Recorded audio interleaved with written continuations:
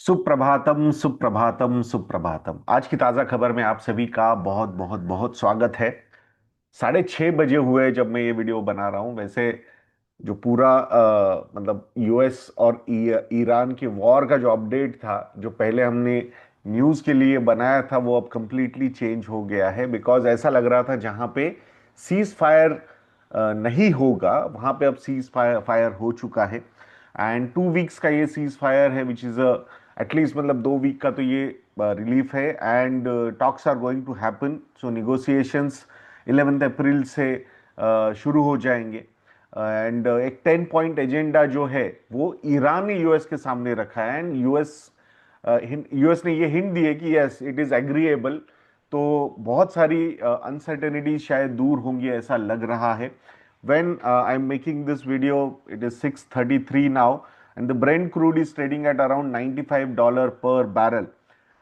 Thanks to this thoda sa certainty, gold has gone up. So gold is trading at 4,811 dollars per ounce.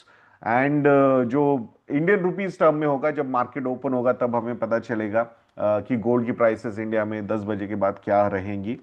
Hopefully जो आज dollar है against रूपी, मतलब रूपी appreciate कर सकता है अगेंस्ट डॉलर टुडे। सो ये जो सीज फायर एग्रीमेंट हुआ है 2 वीक्स का, तो इसमें Mister Donald Trump has agreed to suspend the bombing and attack of on Iran for 2 weeks. Okay, so मतलब वहां पे कुछ नहीं करेंगे। And this time Israel will also agree, ऐसा उनका कहना है। This will be a double sided ceasefire. So एक यूएस को एक 10 पॉइंट प्रपोजल ईरान की तरफ से आया है। एंड उनको लग रहा है कि almost all of various points of the contention between US and Iran have been agreed to, and this 2 week period will allow the agreement to be finalized and consummated. So I think this is a good thing. Iran के side से Iran का जो national security council है, सो Araghchi जो उनके foreign minister है, तो उनका वर्जन ये है कि they have achieved historic victory by forcing US to accept a 10 point plan. अब कौन विक्ट्री कैसे क्लेम कर रहा है, I think time will tell. But the most important part is कि भाई यहाँ पे अब डिस्कशंस होंगे। सो इस्लामाबाद में ये डिस्कशंस होने वाले हैं फ्रॉम 11 अप्रैल, फ्राइडे को ये शुरू होगा। सो होपफुली, और दोनों तरफ से, मतलब यूएस की तरफ से भी ये कंफर्मेशन आया है एंड ईरान की तरफ से भी ये कंफर्मेशन आया है। तो this is a big step. when I'm looking at the SGX Nifty also, at least at this point of time, it is up by 731 points. So 23,868 पे गिफ्ट निफ्टी है, not SGX, gift Nifty. Now it's name is gift Nifty. तो definitely I think इसका एक बहुत बड़ा positive impact आज market पे दिख सकता है। ये सही में बॉटम होगा क्या, या बॉटम हो चुका है, we do not know anything कि एग्जैक्टली क्या क्या चीजें अनफोल्ड हो सकती है। But the most important part इसमें यह हुआ है कि 2 वीक्स के लिए तो एटलीस्ट स्ट्रेट ऑफ हॉर्मुज से सेफ पैसेज शुरू हो जाएगा। तो जो जो चीजें रुकी हुई थी, एलपीजी वगैरह, क्रूड ऑयल, बाकी ट्रेड जो हम एक्सपोर्ट्स करते हैं गल्फ कंट्रीज को, तो वो सारे फैक्टर्स अब यहाँ पे ओपन होने वाले। So this is going to be a really really very very positive step.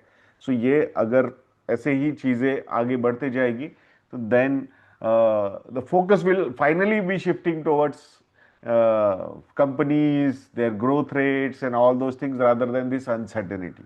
तो ये एक बहुत बड़ा फैक्टर है। और आज बाकी न्यूज भी मैं कवर करूंगा। You will be surprise to know, 4 साढ़े 4 बजे एक ऑलरेडी एक वीडियो बना दिया था, ऑलमोस्ट 30 मिनट्स का वो वीडियो था। But now again this we are making because things have changed in between. So that's why ये फिर से एक बार वीडियो में बना रहा हूँ।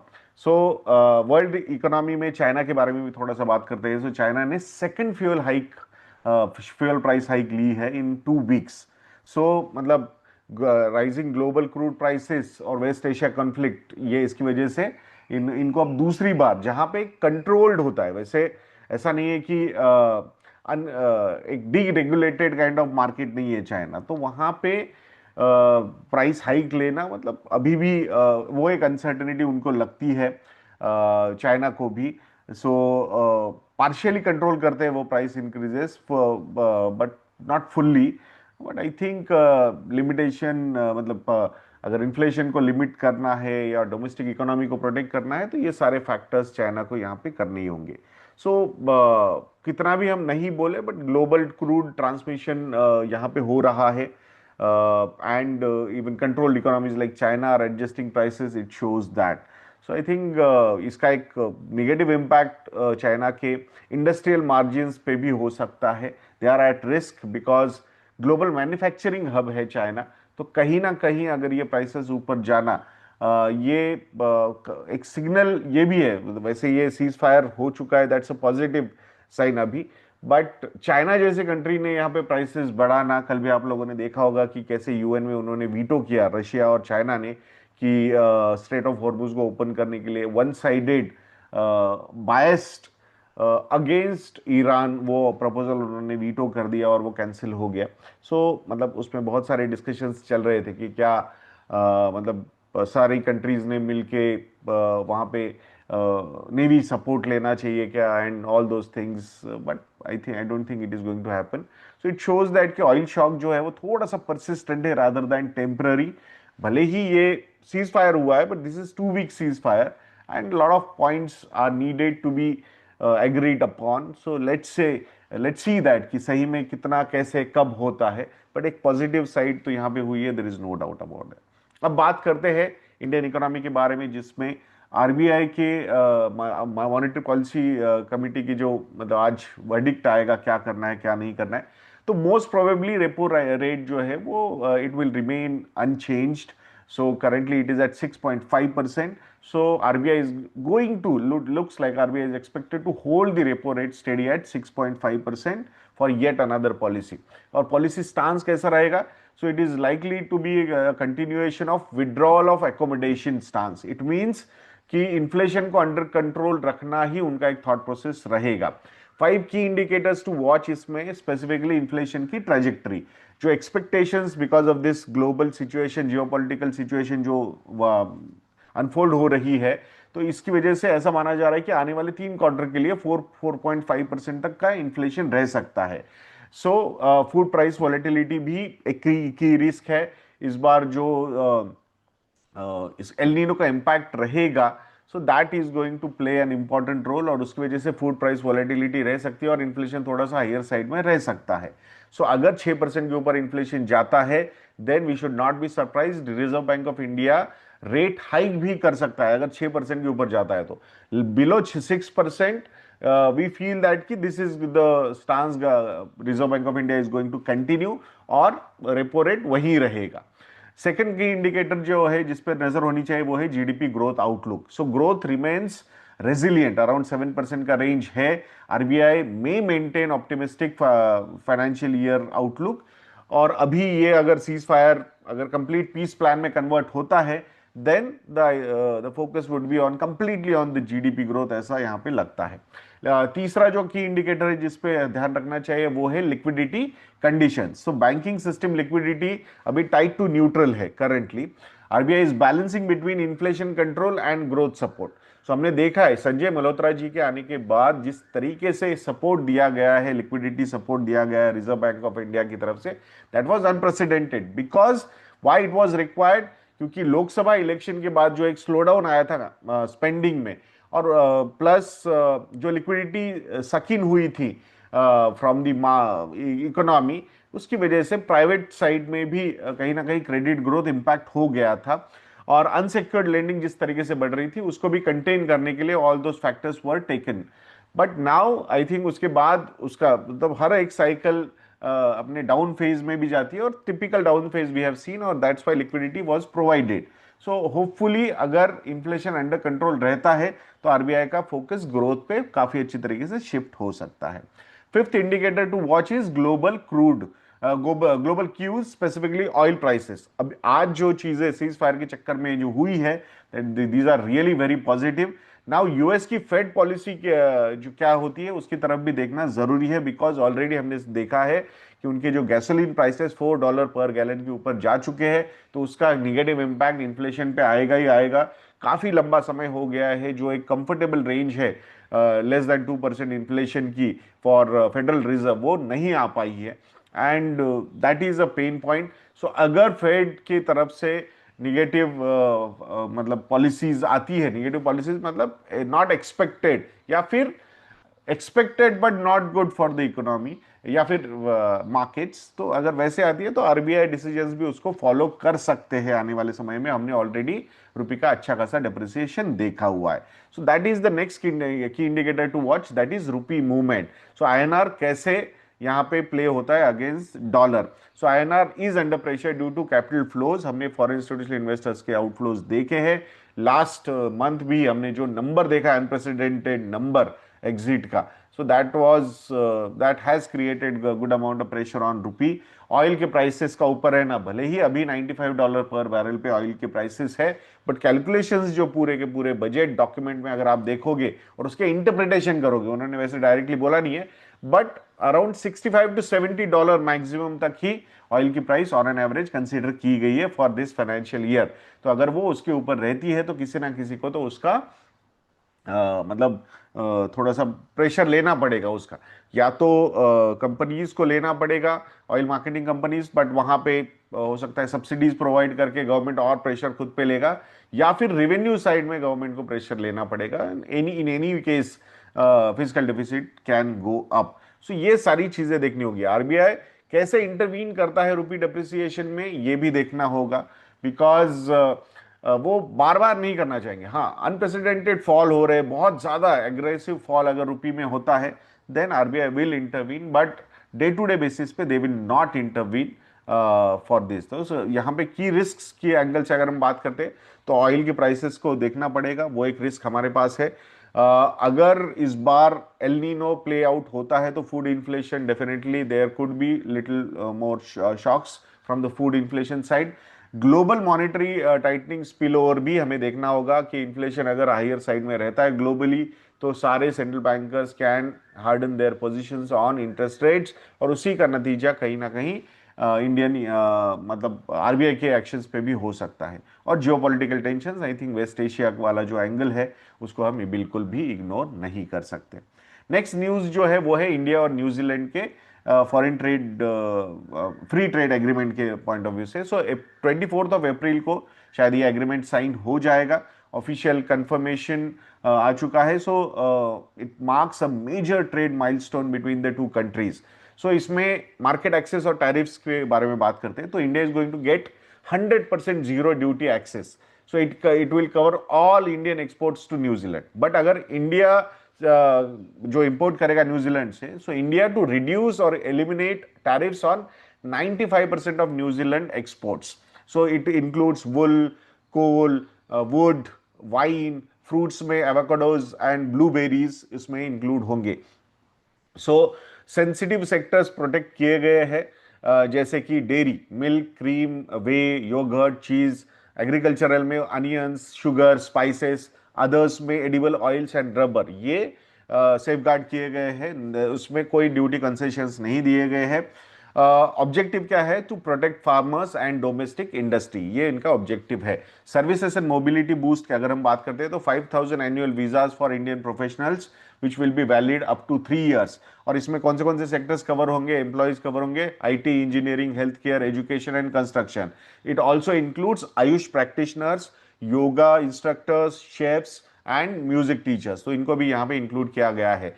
जो टारगेट रखा गया है बाय FY30, अराउंड $5 बिलियन का बायलैटरल ट्रेड होगा, ऐसा दो टारगेट है। अभी अगर हम करेंटली देखते हैं तो $1.3 बिलियन का मर्चेंडाइज बायलैटरल ट्रेड है, और सर्विसेज है अराउंड $1.24 बिलियन। सो मोटा मोटा $2.5 बिलियन तक का अभी का टोटल ट्रेड है। तो इसी नंबर को $5 बिलियन, $2.5 बिलियन से $5 बिलियन तक लेके जाने का यहाँ पे कोशिश गवर्नमेंट्स का रहने वाला है। सो ऑब्वियसली इसमें इसकी वजह से एक अच्छा एक्सपोर्ट बूस्ट टेक्सटाइल, फार्मा और सर्विसेज इंडस्ट्री को यहाँ पे मिल सकता है। बट एग्रीकल्चरल प्रोटेक्ट किया गया है, तो पॉलिटिकल रिस्क जो है वो कंप्लीटली गवर्नमेंट ने यहाँ पे मिनिमाइज कर दी है। नेक्स्ट जो हम बात करेंगे वो है एल नीनो की या मॉनसून की। सो 2026 का मॉनसून फोरकास्ट आया है from Skymet. So monsoon is expected to be below normal, 6% below normal बोला जा रहा है, 94% ऑफ लॉन्ग पीरियड एवरेज होगा। So which is not a positive sign. जून में ये नॉर्मल मानसून हो सकता है, जुलाई में 95% ऑफ लॉन्ग पीरियड एवरेजेस मतलब बिलो नॉर्मल हो सकता है, अगस्त में 92% ऑफ लॉन्ग पीरियड एवरेज यानी कि वो भी बिलो नॉर्मल रहेगा, and September could be 89% of long period average. So definitely I think probability जो है बिलो नॉर्मल रेनफॉल की वो अगस्त और सितंबर में 60% एंड 79% है बिलो नॉर्मल होने की। So that is not a positive sign and this is a risk currently we are carrying. So probability and risk matrix अगर हम बात करेंगे तो 30% प्रोबेबिलिटी ऑफ ड्रॉट है इस बार, 40% chance of below normal rainfall overall होने की कोशिश यहाँ पे ये हो सकता है। एल नीनो इंपैक्ट अगर हम देखते हैं तो it is expected to intensify during August सितंबर। सो ये अच्छा खासा रेनफॉल को लोअर कर सकता है।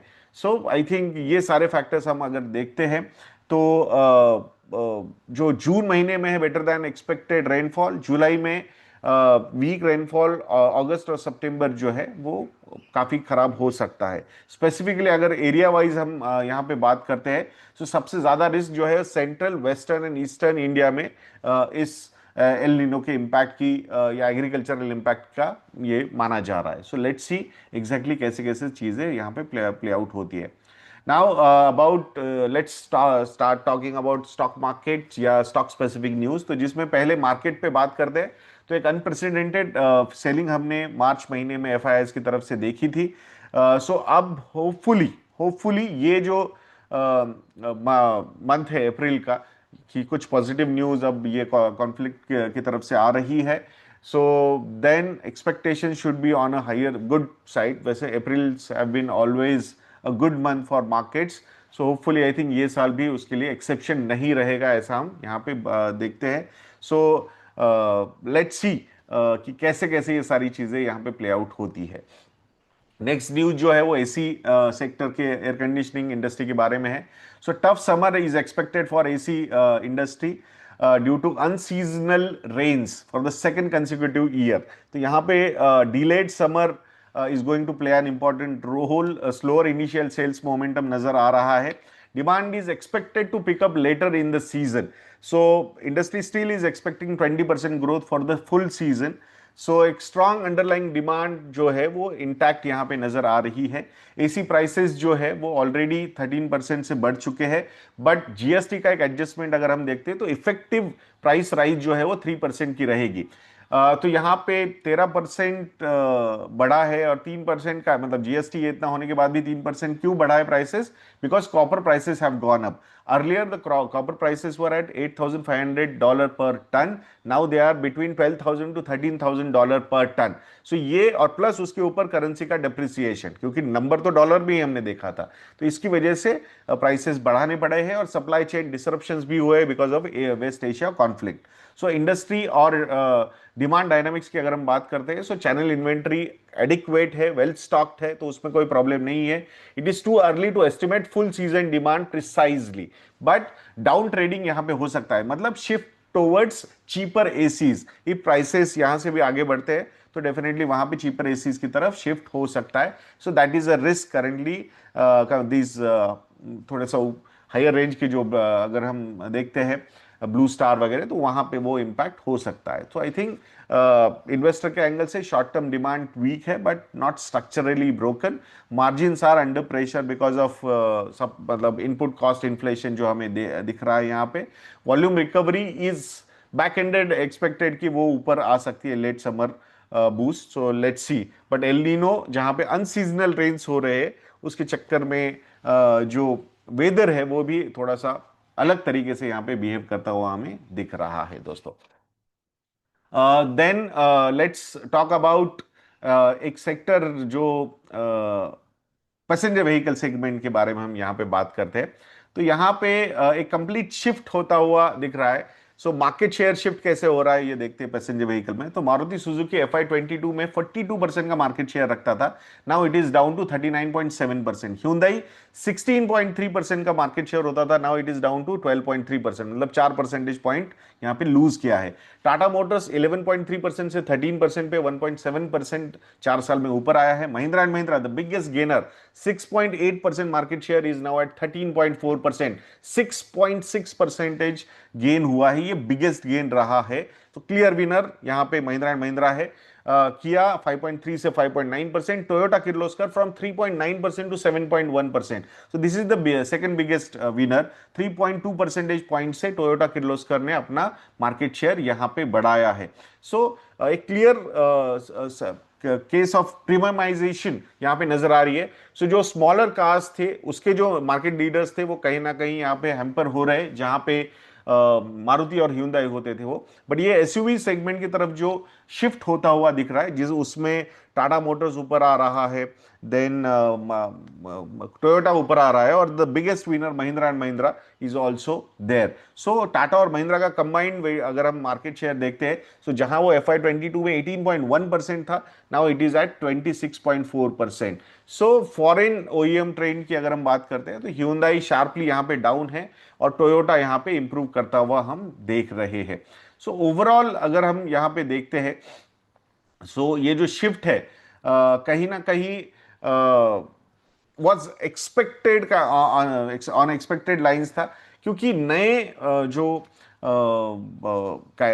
मतलब मॉडल्स इंट्रोड्यूस किए गए इन कंपनीज की तरफ से, वो एग्रेशन एक अलग लेवल का एग्रेशन हम बोल सकते हैं यहाँ पे हो रहा था from the overall this Indian companies के पॉइंट ऑफ व्यू से अगर हम बात करते हैं यहाँ पे। सो कैसा लगा आज का एपिसोड, ये कमेंट सेक्शन में लिखना बिल्कुल मत भूलिएगा दोस्तों। आशा करता हूं कि आपको ये पसंद आया होगा। थोड़े और भी न्यूज आइटम्स थे, but now it is 6:53, I will have to upload the video and that's why please आज्ञा दीजिए नेक्स्ट वीडियो तक के लिए। मिलते हैं। जय हिंद।